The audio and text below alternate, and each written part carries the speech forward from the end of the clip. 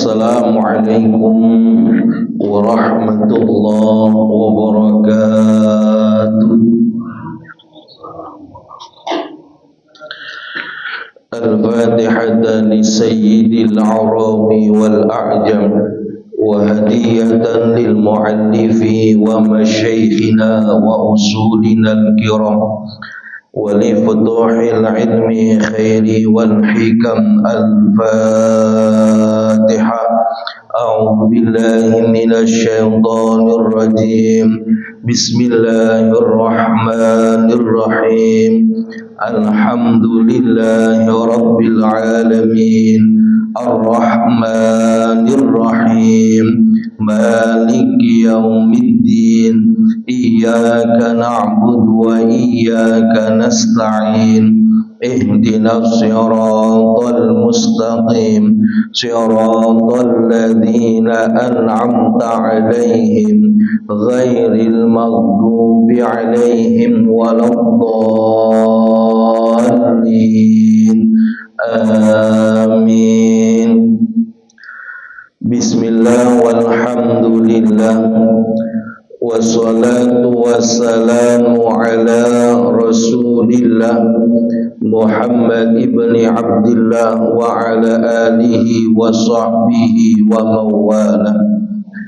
Amma ba'du wa'lamu anna an-nabiyya sallallahu alaihi wasallam la yanbaghi lil 'alimi an yaskuta 'an 'ilmihi wa la yanbaghi lil jahili an yaskuta 'an jahlihi. Wa bisanadil muttasini ilal imamil muallifi rahimahullahu ta'ala wa ada an naf'a bihi wa bi'ulumihi wa bikum fid daraini amin.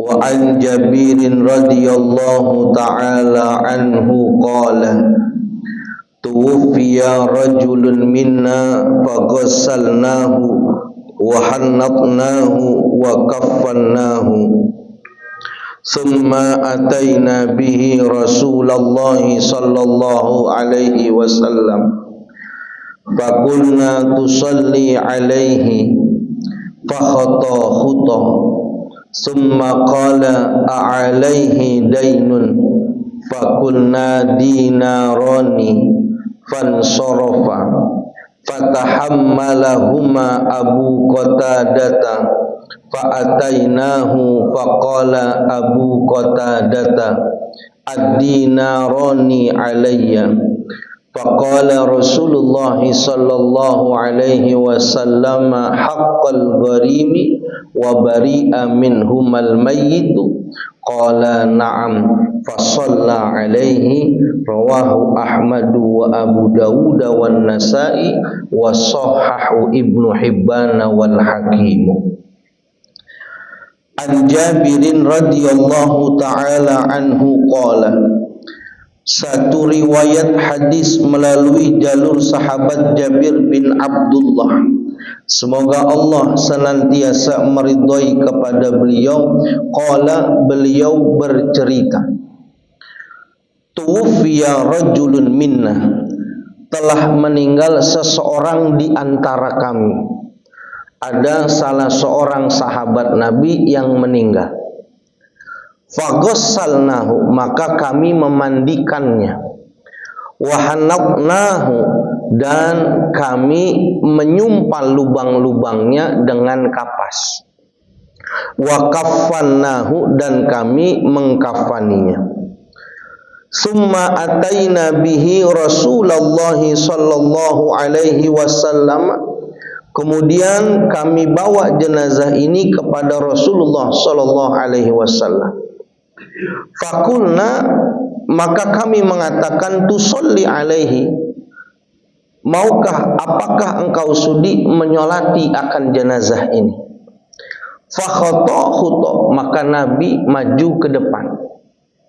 Summa qala, waktu Nabi maju ke depan, Nabi bertanya, alaihi dainun, apakah jenazah ini punya hutang? Fakulna dinaroni, maka kami menjawab jenazah ini mati meninggalkan hutang 2 dinar. Fansorofa, maka Nabi berbalik pulang, nggak mau jadi mensolatkan jenazah.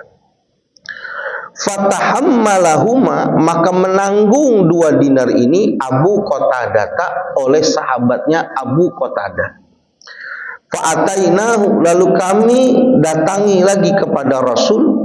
Faqala Abu Qatadah, dan berkatalah Abu Qatadah kepada Nabi, ad-dinaroni alayya, hutang 2 dinarnya adalah tanggungan saya. Faqala Rasulullah sallallahu alaihi wasallam, maka bersabda Rasulullah sallallahu alaihi wasallam, haqqal gharimi, benarkah kau sudah tanggung hutang tanggungannya? Wa bari'a minhumal mayyitu, dan sudahkah mayit ini terbebas dari hutang-hutangnya? Qala na'am, maka menjawab na'am Nabi, hutangnya sudah tidak ada. Fasalla alaihi, maka Nabi baru menyolatkan akan dirinya. Meriwayatkan hadis ini oleh Imam Ahmad dan Imam Abu Daud dan Imam An-Nasai. Mensahihkan hadis ini oleh Imam Ibnu Hibban dan Imam Hakim di dalam kitab Al-Mustadraknya. Jamaah yang dimuliakan Allah Subhanahu wa taala, puji syukur kita panjatkan kehadirat Allah Subhanahu wa taala yang masih mengkaruniakan kepada kita dengan beribu-ribu nikmat, bahkan berjuta-juta nikmat. Dengan nikmat yang Allah berikan kepada kita, baik berupa nikmat iman, nikmat Islam, terlebih nikmat sehat wal afiyah. Alhamdulillah, Allah Subhanahu wa taala memperkenankan kita untuk bisa hadir di tempat yang penuh keberkahan ini. Mudah-mudahan hadirnya kita menjadi obat buat kita, hadirnya kita menjadi wasilah akan turunnya keberkahan dari Allah Subhanahu wa taala. Amin amin ya rabbal alamin. Jamaah yang dimuliakan Allah, kita masih membahas kajian hadis ahkam Bulughul Maram yang masih bab tentang hiwalah dan doman. Hiwalah itu adalah apa? Mengoper, mewakilkan hutang kita kepada orang lain. Saya punya hutang sama Bang Anggi.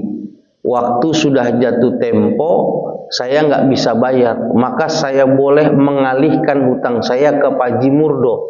Kenapa? Karena Pak Haji Murdo juga punya hutang sama saya. Maka hiwalah ini diperbolehkan dalam agama.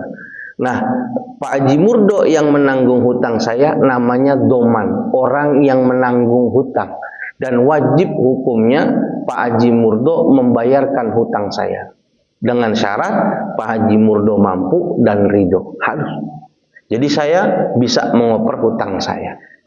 Ini kajian ini berkaitan nanti juga ini baru yang kita bahas ini bagaimana orang yang matinya meninggalkan hutang sampai dituliskan di dalam kitab yang barusan kita baca. Itu diperbolehkan mengoper hutang. Supaya apa? Jangan sampai di dalam kehidupan ini kita tidak bayar hutang, bahaya. Harus kita bayar hutang kita. Kalau harta kita sedikit, maka kita dianggapnya bangkrut, taflis. Maka kalau pas bangkrut, harta kita diambil oleh negara lalu dibagikan kepada orang yang kita dulu hutang. Walaupun tidak mencukupi, ada niat baik kita untuk membayar hutang kita. Kalau ada orang yang mampu meminjam harta, lalu sudah jatuh tempo, padahal punya harta, tapi dia tidak mau membayar, maka boleh kita ajukan 2 hal. Pertama, kita laporkan kepada orang yang berwenang, polisi, dengan tuduhan orang ini tidak mau mengembalikan harta pemilikan kita. Yang kedua, orang ini boleh dijatuhkan hukuman dengan diambil paksa hartanya. Kalau memang benar-benar orang ini punya harta tapi tidak mau membayar. Nah, ini hadis yang barusan kita baca ini hadis pertanyaan dari sahabat kita. Bang Syaifur tanya sama saya, bagaimana orang yang punya hutang dia bisa bayar tapi tidak bayar, lalu datang ajalnya, meninggal dunia, bisakah hutang yang hilang itu diniatkan jadi ganjaran pahala punya dia?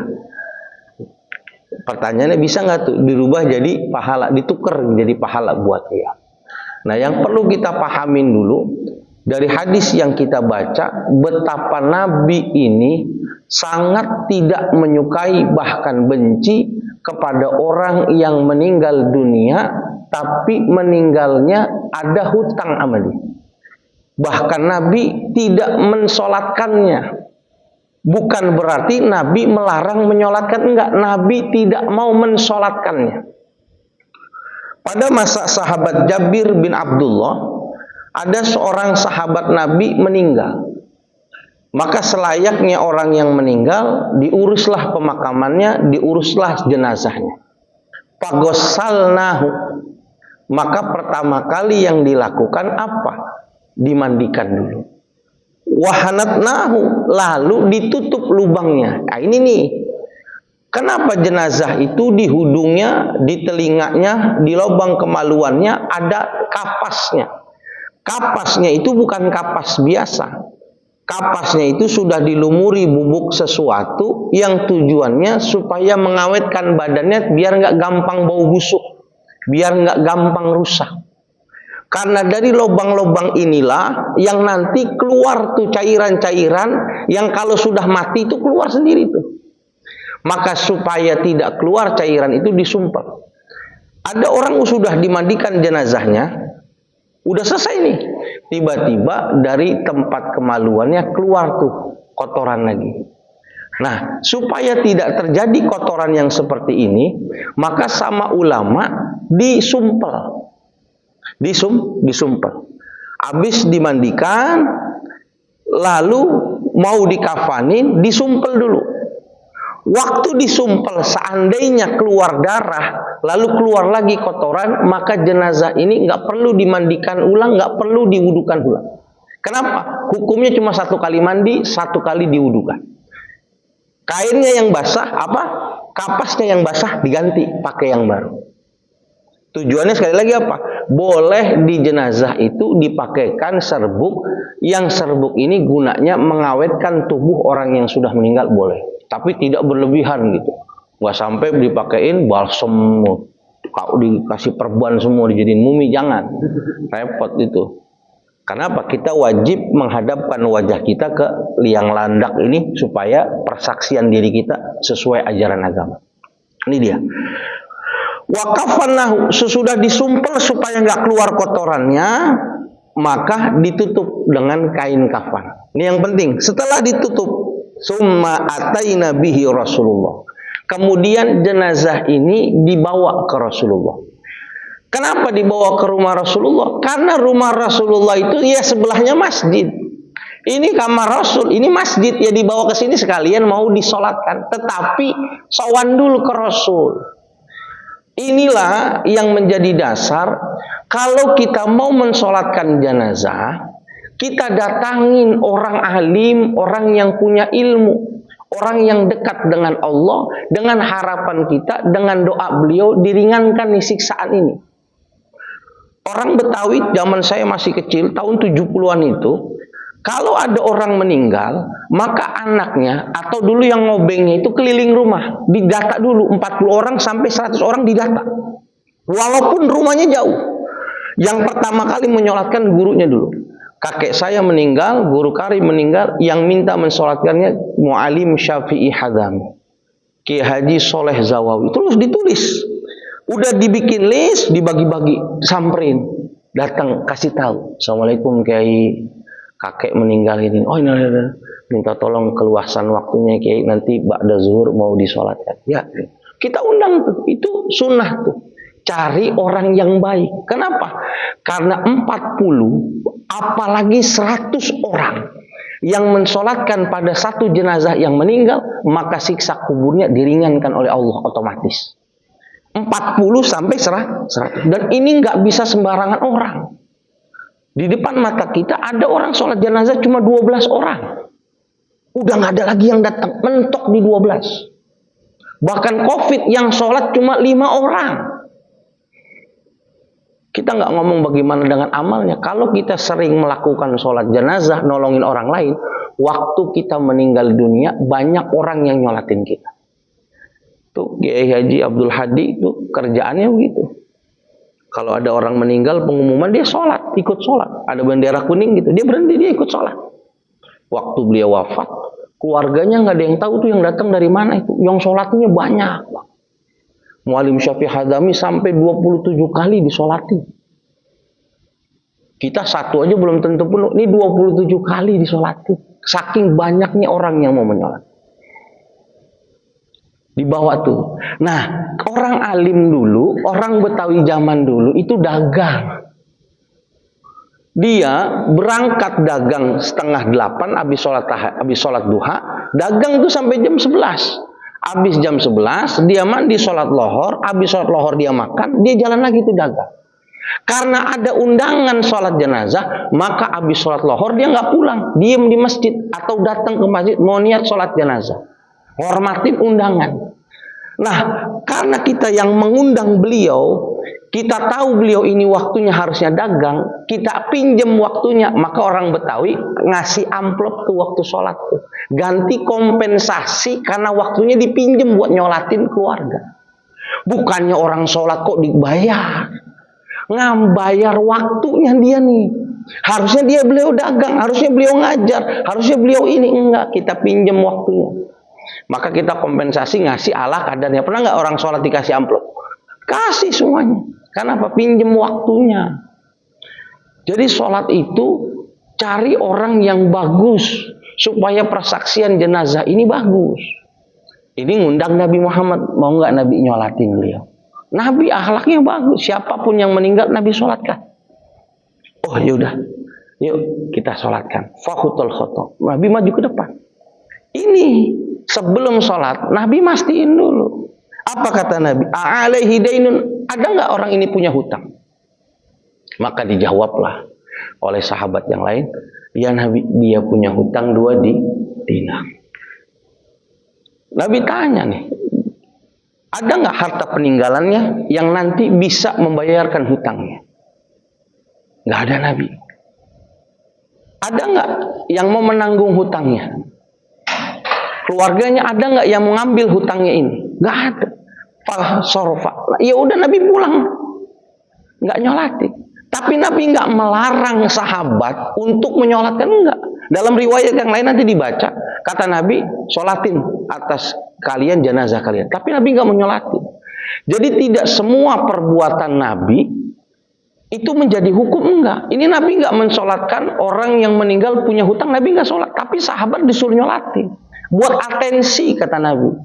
Jangan sampai kau meninggal punya hutang. Maka kalau kita lihat periwayatan hadis secara umum, supaya kita nggak menjustis Nabi buruk tuh, Nabi datang sholat. Waktu orang meninggal, Nabi sholatin. Waktu datang satu hukum baru, Nabi tanya dulu, ini punya hutang? Punya Nabi. Ada hartanya nggak? Ada Nabi. Dijelasin nanti. Dia punya harta. Nanti tolong hartanya setelah ini bayarkan hutang. Atau Nabi suruh bayarkan hutangnya dulu. Bayarin, disolatin. Kalau ditanya ada hutangnya nggak? Nggak ada. Ada nggak keluarganya yang menanggung? Ada, anaknya yang menanggung. Suruh ambil mana? Siapa anaknya ini? Diambil. Maka Nabi sholatkan. Kenapa? Udah nggak punya hutang. Tapi kalau nggak punya harta, nggak ada yang mau menanggung, pansorofa. Nabi nggak menyolati. Buat pelajaran. Tapi sahabat suruh nyolati. Nah, waktu Nabi pulang di hadis yang pertama kita baca ini, sahabat kasihan gitu. Ini yang meninggal teman kita. Maka inilah orang ahli Quran, namanya sahabat Qatadah yang maju ke depan.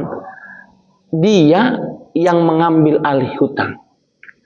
Ini yang jarang terjadi ini. Kalau kita harus punya amal, yang amal ini istiqomah dan jarang dilakukan oleh orang lain.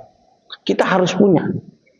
Salah satunya sahabat Qatadah biasa datang kalau ada sahabatnya yang meninggal punya hutang, maka nanti sahabat Qatadah yang ambil alih hutangnya. Yaudah, hutangnya berapa? 2 dinar. Maka hutang 2 dinar ini saya yang tanggung. Disebutin namanya Abu Qatadah yang tanggung. Maka fa'atainahu, didatangkan lagi kepada Nabi, ya Rasul, kami mau izin bicara. Oh ya, silakan, ada apa? Hutangnya dinaraini alayya. Hutangnya sudah saya tanggung yang 2 dinar. Maka Nabi langsung tanya, haqqal gharim, benar kamu yang tanggung ya Abu Qatadah? Ya Rasul, saya yang tanggung hutangnya. Wa bari'a minhumal mayyitu, sudah terbebas dari hutang-hutang kah mayit ini? Sudah Nabi, sudah enggak ada. Ayo sekarang kita sholat. Nabi sholat. Makanya tradisi ini yang harus dilakukan. Sebelum melakukan sholat jenazah, harta warisan jangan dibagi dulu. Sebelum apa? Selesai jenazah ini dimandikan dan disolatkan, dibayarkan hutang-hutang kewajibannya, zakat mal, zakat fitrah dan lain sebagainya, dan dibayarkan hutang-hutang sesama manusianya dibayari, baru dibagi warisannya. Kalau enggak ada harta yang ditinggalkan, maka harus ada keluarga ataupun siapapun itu untuk mengambil alih hutangnya. Kalau tidak diambil alih, bagaimana nih hutangnya nih? Khusus buat jenazah, dalam kitab Ar-Ruh yang ditulis oleh Imam Ibnul Qayyim Al-Juziyah dikatakan apa? Nafsul mu'min mu'allaqatun bidinihi hatta yuqdu alaih. Maka arwah orang yang mati meninggalkan hutang dan belum dibayarkan hutangnya, maka jenazah ini ruhnya nggak bisa sampai kepada tempat dia harus kembali sampai hari kiamat. Hatta yuqdu alaih, sampai ada yang bayar. Harusnya dia orang baik, masuknya ke surga nih, di kuburannya tenang. Nggak bisa, karena dia punya hutang, tersiksa di kuburannya. Hatta yukdo alih, sampai dibayarin hutangnya. Makanya kadang kalau dia kecewa sama anaknya, yang dia punya harta nggak dibayarkan hutangnya, dia mimpiin anaknya. Benar nggak mimpinya? Benar. Hak demi Allah. Karena bedanya orang yang mati dengan orang yang hidup, waktu mereka sama-sama hilang ruhnya, orang yang tidur itu ruhnya hilang, pergi ruhnya. Orang yang mati, ruhnya juga hilang. Bedanya orang yang hidup ruhnya dikembalikan, orang yang mati ruhnya tidak dikembalikan. Nah, ada tuh waktu mereka tertidur ruhnya terlepas, mereka kumpul tuh. Bertemulah mereka di alam mimpi. Lu bayarin dong hutang gua. Bangun kita. Ya Allah, kok emak minta bayarin hutang ya? Jangan-jangan emak punya hutang. Tapi kayaknya nggak mungkin dah orang emak punya mobil Mercy. Enggak. Kita tidur lagi. Besoknya dia bilang, utang gua pecel lele belum gua bayar. Dijelasin tuh. Sampai 3 kali, maka baru kita bayar. Sampai segitunya Allah beri kesempatan. Sampai diberikan isyarat 3 kali, anaknya nggak ngerti. Kasihan nih, tersiksa dia. Lalu yang ngasih pinjam rugi dong. Bisa nggak dirubah kita di rekening uangnya jadi amal dia? Bisa. Bisa. Ada sebuah hadis Rasulullah SAW lagi diem-diem gini. Tiba-tiba Rasul bangun dari lelehannya, bangun nih. Nabi bilang gitu. Apa? Atadruna mal muflis? Tahu nggak kamu siapa orang yang bangkrut itu? Orang yang miskin itu siapa? Maka sahabat menjawab, al-muflisu fina man la dirham lahu wala mata. Orang yang bangkrut tuh Rasul, orang yang di dunia nggak punya duit, nggak punya banda, bangkrut banget, miskin tuh Nabi. Maka kata Nabi, lah bukan itu. Kata Nabi apa? Faqala innal muflisa min ummati. Yang digambarkan orang bangkrut dari umatku, kata Nabi Muhammad, ya'ti yaumal qiyamati bi sholatin wa siyamin wa zakah. Adalah orang yang waktu dia mati bawa ganjaran sholatnya banyak, bawa ganjaran puasa banyak, ganjaran zakat, sedekahnya banyak, dia banyak tuh hartanya. Tapi apa? Waktu dia bawa itu apa? Qad syatama hadza wa qazafa hadza. Dibawa juga nih, dibawa harta itu orang yang dulu pernah dia caci maki waktu di dunia. Waktu kita caci maki, dia nggak terima, datang juga dia. Wa qazafa hadza, orang yang kita tuduh, kita fitnah, melakukan kejahatan padahal dia nggak melakukan, dia datang juga. Wa akala mal hadza, dan orang yang dimakan hartanya juga. Kita pinjemin, ini kan harta kita nih. Dia bayar, nggak mau bayar sampai dia meninggal, dituntut juga dia. Apalagi wasafaka dama hadza wa daraba hadza. Orang yang menumpahkan darah tanpa hak dan juga orang yang memukul sudah minta maaf tapi belum dimaafkan juga. Bareng itu semua datang menghadap kepada yang Maha Kuasa. Maka apa yang dilakukan? Fayu'tu hadza min hasanati wa hadza min hasanah. Dihitung nih ganjarannya. Salat misalkan 100, puasanya 100, zakatnya 100, dia punya 300.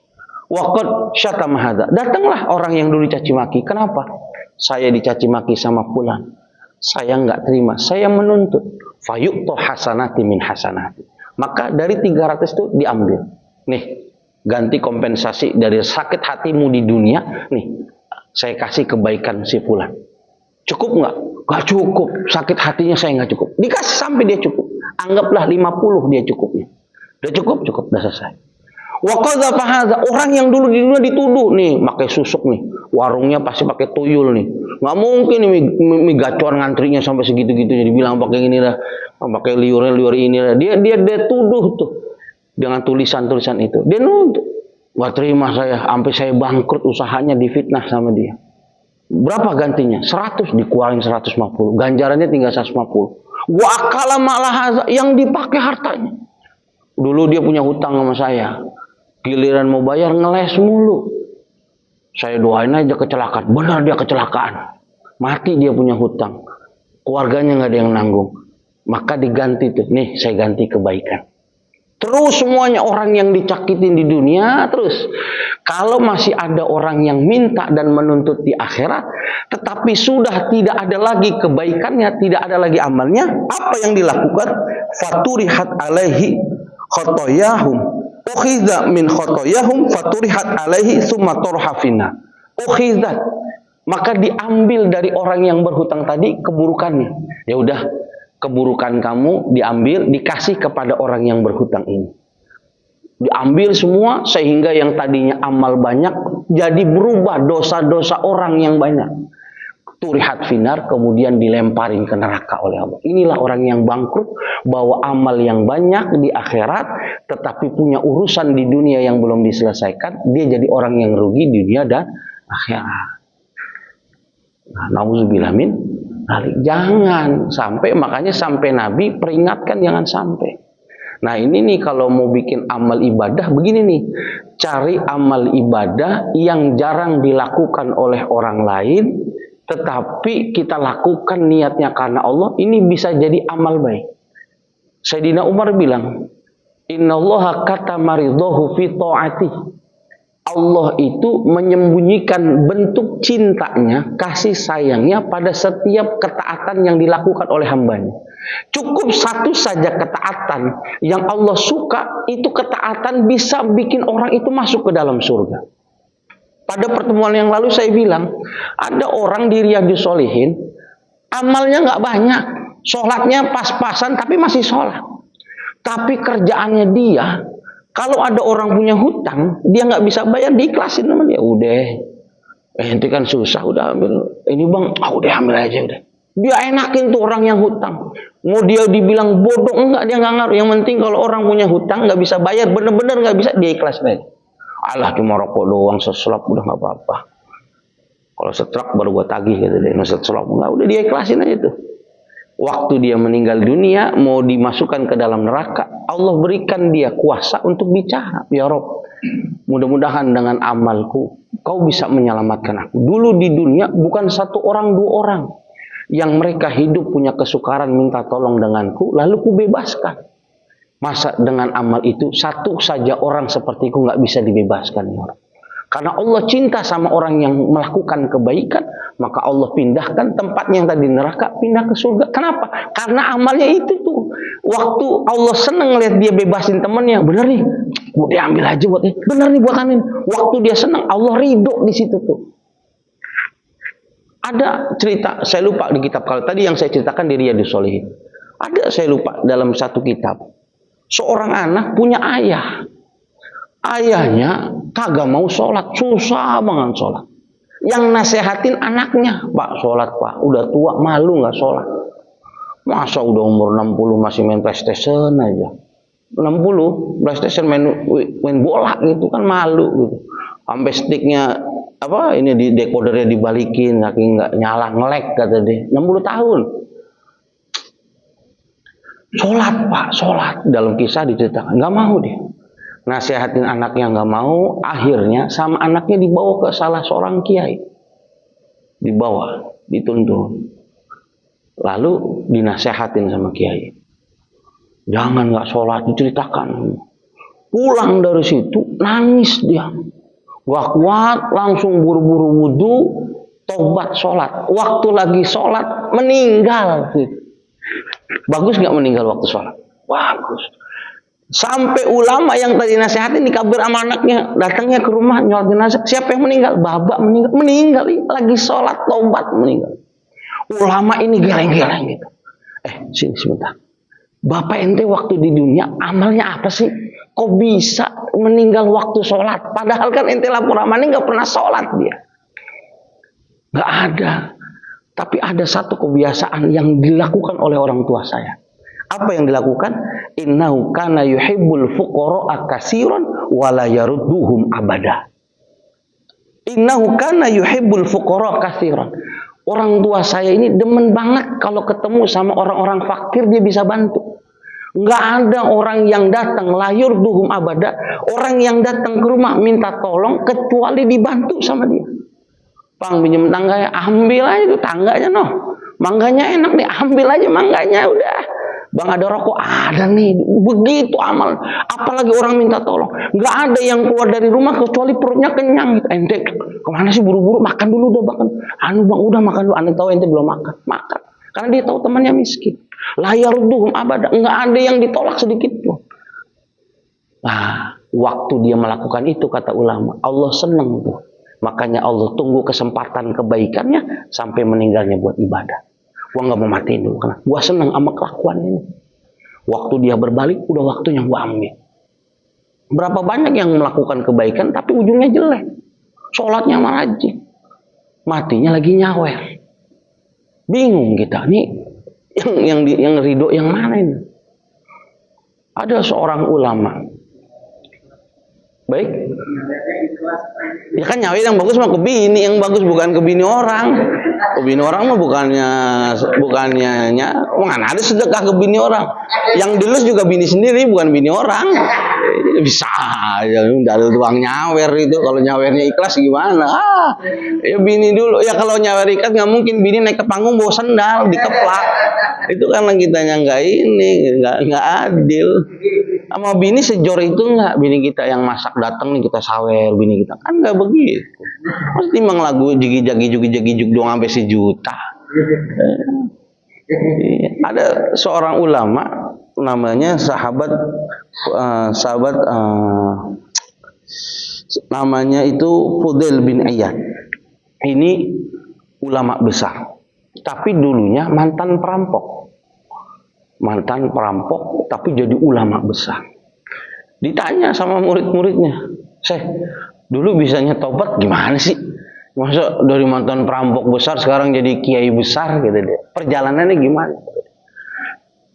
Aneh juga nggak tahu deh. Waktu aneh lagi ngerampok, waktu aneh lagi jarah, ada satu orang dia bukannya takut, dia tetap aja baca Al-Quran gitu deh. Dia baca tuh Al-Quran surah Al-Hadid ayat yang ke-15 dia baca alam ya'ni lil ladzina amanu an takhsha qulubuhum li dzikrillah wa ma nazala minal haq.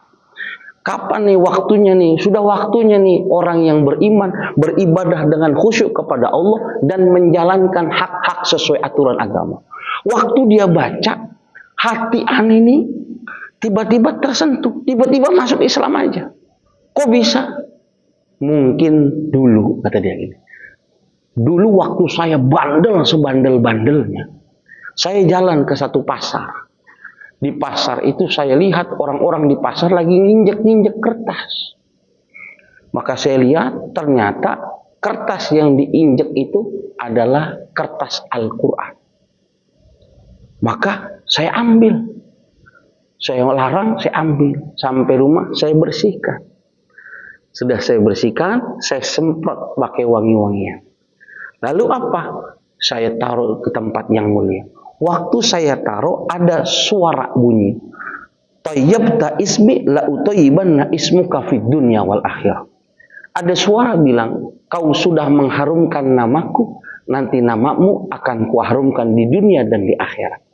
Waktu dia bersihin kertas kecil yang Al-Quran itu, Allah ridho kepada dirinya. Allah tunggu nih, kapan nih Allah berikan kemuliaan.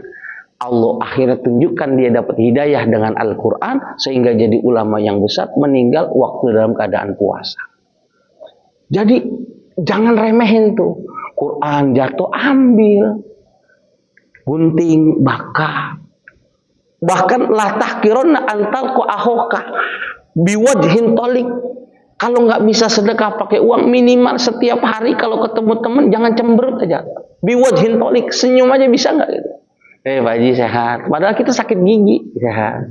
Dikeplak lu sehat, aduh sehat, mampus banget diteplak. Iya, itu sedekah tuh. Jadi sekarang saya cuma pengen bilang, jangan sampai kita nggak punya satu amal ibadah yang kita lakukan secara terus-menerus, yang orang anggap kecil ibadah itu, bisa jadi itu yang bawa kita ridhonya Tuhan masuk surga. Bilal bin Rabah disiksa luar biasa, setiap hari disiksa. Waktu disiksa dia angkat tangan tuh.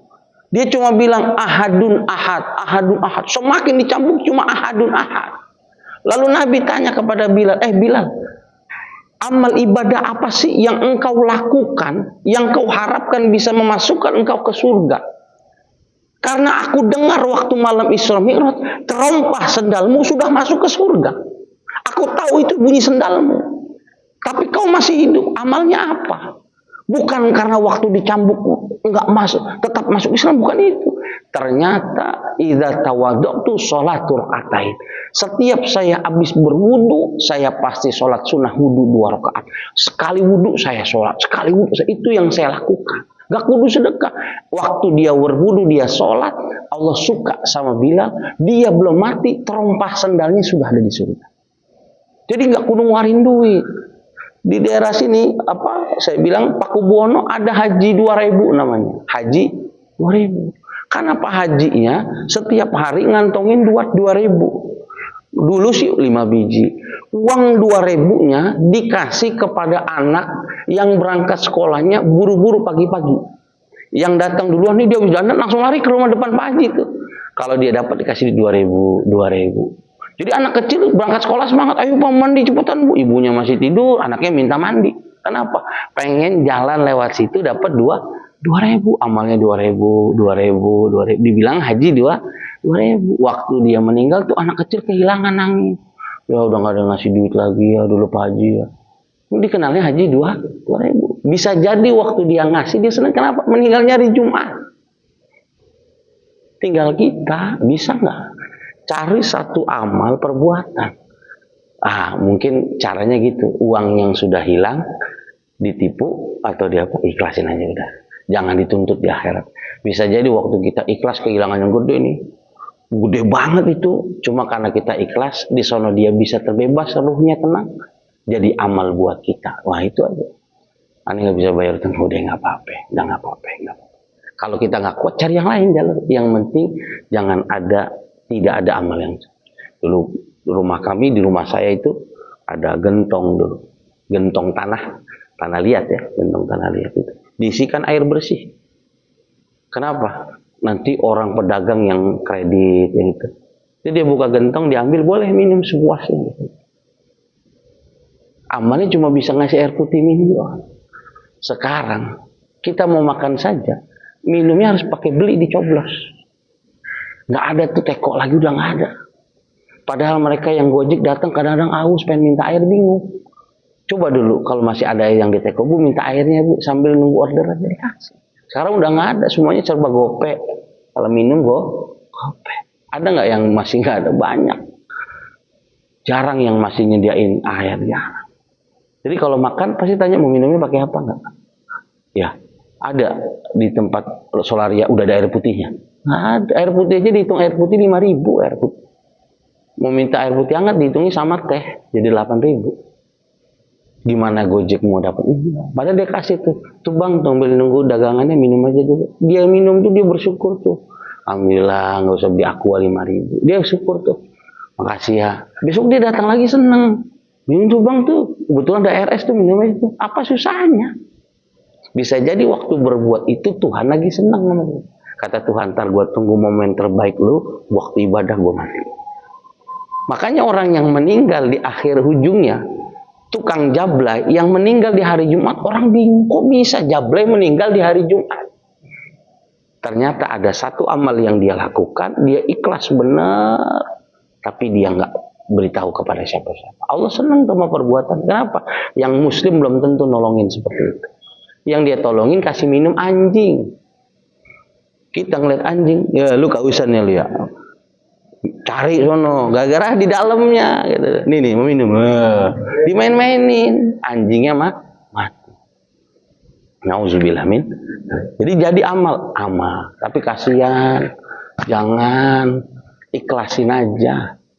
Jangan nanti gua tuntut lu di akhirat. Jangan, ikhlasin aja. Nanti barangkali waktu kita belajar ibadah, bismillah ya Allah, ikhlas Allah. Ini gue seneng nih yang gini nih, ngaji ada manfaatnya nih. Pas dia bilang, tapi gede lagi. Gimana sih kata Tuhan? Gue jitak nih kata dia. Paham maksud saya? Paham. Nah, kita kuatkan sama hadis berikutnya. Tadi itu yang masalah sahabat Qatadah, waktu dia bilang, Rasul, hutangnya udah saya ambil. Kata Rasul, benar ya kau ambil hutangnya? Udah. Itu waktu dia selesai disolatkan, Rasulullah nyampe datangin Qatadah. Qatadah, kau sudah bayarkan belum hutangnya yang tadi kau bilang ambil tuh? Kan baru semalam Rasul meninggalnya, belum saya bayarkan. Bayarkan ya. Besoknya Rasul tanya lagi, udah kamu bayarin belum? Udah Rasul, udah saya bayarin. Maka Rasul mengatakan, al-ana barodat alaihi jilduhu. Barulah dia sekarang merasakan kulitnya itu dingin, sebelumnya panas kulit. Udah diambil alih saja, belum dibayarkan, kulitnya masih tersiksa di dalam kubur, panasnya luar biasa. Waktu sudah dibayarkan hutangnya, baru merasakan adem tuh kuburannya. Gimana yang nggak dibayarkan? Ruhnya tergantung, tersiksa dia. Nauzubillah min. Wa an Abi Hurairah radhiyallahu taala anhu, dikuatkan oleh hadis dari sahabat Abu Hurairah, semoga Allah meridai kepada beliau, anna Rasulullah sallallahu alaihi wasallam, bahwasanya Rasulullah sallallahu alaihi wasallam kana yu'ta bi rajulil mutawaffa alaihi dainu fayas'alu. Kana yu'ta bi rajulil mutawaffa, adalah Nabi didatangkan kepada seseorang yang sudah meninggal, alaihi atas diri Nabi, alaihi atas yang meninggal itu ad-dainu, ada hutang. Didatangkan kepada Nabi seseorang yang meninggal dan dia punya hutang. Fayas alu, maka Nabi bertanya, hal taroka lidainihi min qadoin. Mayit ini waktu meninggal nih, dia ninggalin harta nggak? Yang harta itu bisa buat bayarin hutangnya. Fa in hudisa annahu, apabila dikatakan kepada Nabi annahu, bahwasannya orang yang meninggal itu taroka, meninggalkan harta, warisan yang banyak, wafaan, dan bisa membayarkan hutangnya, sholla alaihi, maka Nabi menyolatkan kepadanya. Benar dia punya harta, punya Nabi, orang kaya dia Nabi. Memang kebetulan dia makan di warung, lagi kagak bawa dompet dia. Dia makan, lagi tumben gak bawa dompet. Meninggal tuh dia, habis makan pecel lele 15.000. Dia mau pulang ke rumah, keserempet, padahal maka serempetnya membecak doang. Kena kakinya kelindes beca doang, habis itu tabrak truk. Jadi habis kena beca ketabrak truk, meninggal dia. Punya utang nggak dia? Punya utang, padahal rumahnya gede, bisa bayar dia. Nabi nyolatin.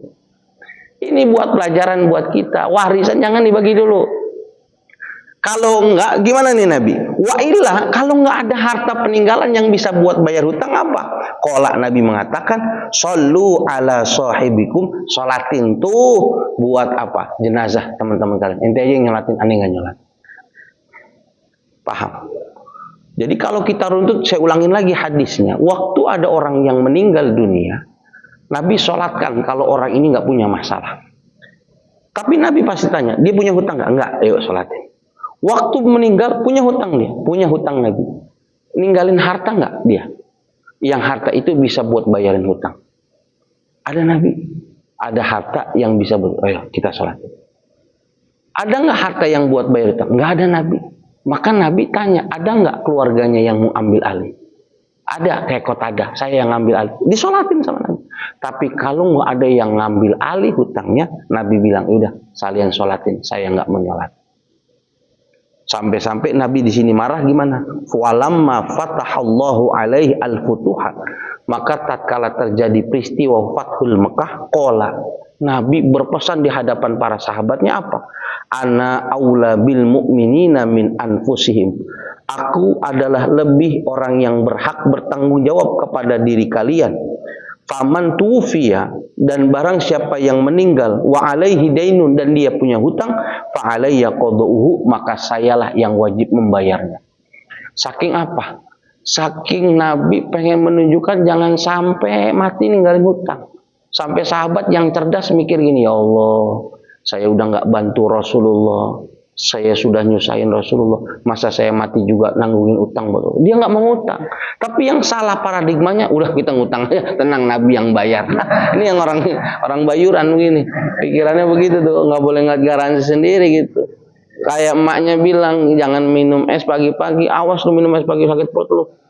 Ya udah sana minum lu, yang seember, dia minum seember bener itu. Nah, ini kan yang bego begini nih. Itu mah maknanya Nabi bilang begitu tuh, Nabi atensi. Masa lu tega nih, saya yang bayarin hutang. Kan Nabi orang miskin ya. Masa ente orang kaya hutang banyak yang nanggung, ente harusnya mikir. Ini yang paradigma utama. Ada lagi yang memang pakai nomor 2. Ini makna aula di sini kalau kita lihat apa sarahnya ini, itu adalah perwakilan. Jadi kalau ada rakyat yang berhutang, yang bayarin itu negara. Kan ada Baznas. Ada zakat yang diperbolehkan untuk membayarkan hutang. Lah kalau dia hutangnya ini buat pembangunan masjid, kan liizin Islam wal muslimin, maka boleh jenazah ini mengajukan kepada Baznas untuk membayarkan hutangnya, hak dia, halal boleh. Ajukan aja dia. Siapa orang yang meninggalnya itu bukan karena buat sendiri, buat boleh. Tapi kalau buat konsumtif ya bayar sendiri. Kredit ini, ya jangan minta Baznas, kata mana jebol. Mana ngambil mobil baru lagi, Zenix ya kan, hybrid ya kan. Yang Baznasnya apa? Xenia tahun 2005 ya kan, iya nggak bisa. Satu hadis penutup sebelum kita tutup. Wa an Amr bin Syu'aib bin an abihi an jaddihi qala. Amr bin Syu'aib dapat cerita dari ayahnya, ayahnya dapat cerita dari kakeknya. Qala, apa ceritanya? Qala Rasulullah sallallahu alaihi wasallam, Nabi mengingatkan kepada kita, la kafalata fi hadin, tidak ada yang bisa memindahkan di dalam urusan hudud had. Harta hutang bisa diwakilkan. Salat yang ditinggalkan waktu meninggal bisa dibayarkan fidyah. Tapi hukuman tidak bisa diwakilkan kepada orang lain. Misalkan ini dia dulu membunuh, harusnya hukumannya qisas dibunuh, tapi tidak dilakukan, maka nggak bisa nih waktu dia meninggal anaknya udah bunuh saya aja, nggak bisa. Ini tanggungan si mayit sendiri. Hudud, had, qisas yang terjadi itu nggak bisa diwakilkan kepada orang lain. Jadi salah tuh jenderal ngorbanin bawahan. Ini kan udah sekarang nih beritanya nih. Mau diambil tangkep anaknya, dibuka dulu kasus orang lain. Ini ngorbanin nih dia nih. Ini haknya nggak bisa diwakilin, dosanya udah kebanyakan. Waktu meninggal jangan husnul khotimah, mudah-mudahan diringankan siksanya. Paham? Hak ini nggak bisa diwakilkan. Hak ini nggak bisa diwakilkan. Kata Nabi nggak bisa. Lu kan yang melakukan kesalahan. Tendernya lu yang jebol, lu yang tanggung. Jangan rakyat yang baru lahir punya utang 19 juta. Kata bayi, gua gak jadi lahir dah. Masa gua lahir punya utang 19 juta? Kita kan dapat motor Beat baru itu. Masa mayit keluar punya hutang? Gak ada. Di sini udah jelas. Nabi yang bilang, wali itu yang menanggung. Waktu istri Bang Ipul misalkan meninggal, dia punya hutang, yang bayarin siapa? Suaminya. Karena dia kepala rumah tangganya dia. Waktu perusahaan muridnya anak buahnya punya masalah, yang tanggung jawab siapa? Atasannya yang ditanggung. Ngebom nih, Yang ditelepon atasannya. Ini RPT Bulungan lu gimana sih lu? Maaf Pak, saya siap salah. Padahal yang salah bawahannya. Direktur mah nggak masang kabel, karena dia kepala. Subhanallah wa bihamdihi asyhadu an la ilaha illa anta astaghfiruka wa atubu ilaik. Assalamualaikum warahmatullahi wabarakatuh.